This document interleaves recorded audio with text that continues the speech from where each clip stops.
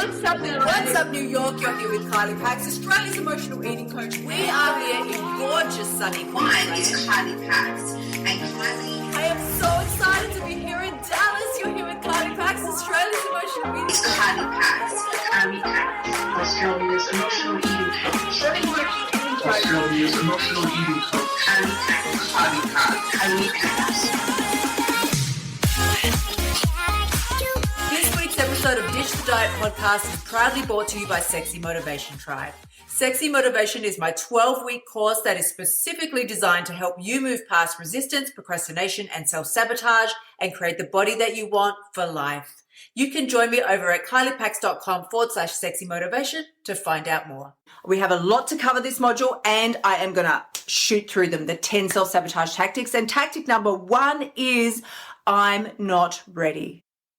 I'm not ready. I'm not ready. The timing isn't right. Another time would be better. Just not right now. I'm not ready. And listen, let me tell you something right now.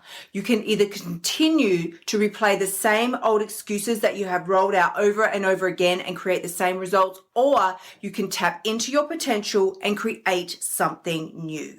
All you have to do is decide that there is no room in your future for the regrets of your past. There is no room in your future for the regrets of your past. Readiness. Here you go. Here's another tweetable. I'm going to be rolling these out today. Readiness is a decision, not a condition.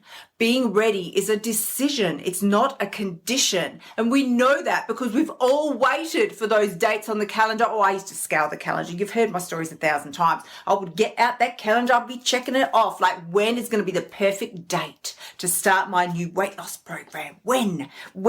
I, of course, loved, as so many of us chronic dieters do, I loved any date that was like fall on Mondays. Mondays were always the best. And then, of course, the first of the month was also a dynamic number for me because I felt that, you know, the pixies and the magical stars would align and that would be the date that I would for sure see incredible success that I had never seen before, right? Because it was a number. Right? I'm not into, I don't know, maybe you're into like the whole numerology thing, and I'm sure there is power in numbers. However, numbers don't magically give you willpower. Numbers don't magically give you motivation. That is an inner state, not an external, magical occurrence because of a number on the date of a calendar. Do you know what I'm saying? So I, of course, loved it when the first of a new month fell on a Monday. I thought God was smiling down on me and it was going to be amazing. And I was for sure going to be able to stick to my very rigid and self-destructive, really, deprivational diet plan at that point because, you know, it was Monday the 1st of X month and that just meant magic things were bound to happen. Of course, that is, can I swear? That is not a thing. That does look, I'm sorry to let you down for those of you that actually believe that. That's not a thing. It's not a thing. So readiness is a decision, not a condition. You simply decide, I am ready to move forward. Okay. Now here's what we're going to do about this first self-sabotage tactic. We all deal with these 3 major fears all throughout our lives. Our fears can pretty much all just be categorized into one of these 3 categories. The fear of loss, the fear of failure, and, wait for it, the fear of success. We are afraid of loss, we are afraid of failure, but we are also incredibly afraid of success. Pretty much these all boil down to pain in some capacity. Loss, failure, success. It's all going to, in our minds, we have linked it. Okay, this is we're getting into the whole neurotransmission thing now in our brains, but there's a link that has been made that those things when it comes to our weight loss and our reaching our natural weight and not emotional eating and stopping the self-sabotage, if we are in either one of these 3 categories, which is why we're not moving forward, we are going to experience some level of pain. Now, I'm going to shoot you some questions that you can ask yourself. So it's a simple troubleshooting questionnaire, right, that you can ask yourself to figure out what your actual block is. You don't need to sort of worry about what category it might fall into. That's really irrelevant because the point is you're not moving forward anyway. So who cares? We can categorize things till the chocolate-covered cows come home, right? Doesn't matter because you're still stagnant. So you need to only ask yourself, so I'll give you these troubleshooting questions. You will be able to identify the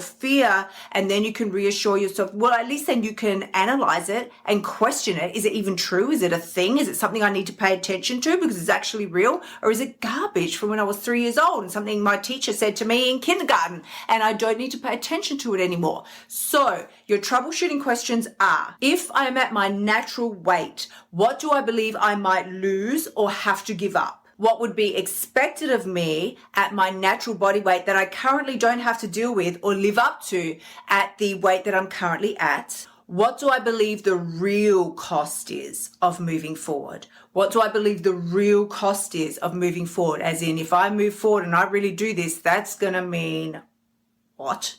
What would be required of me to maintain my natural body weight that I just don't have to deal with now? And finally, by becoming successful at this, what do I believe I'm going to lose or give up? Now, when you have the answers to those questions, here's your next step. Renew, restore, rebalance. Renew, restore, rebalance. How does that work?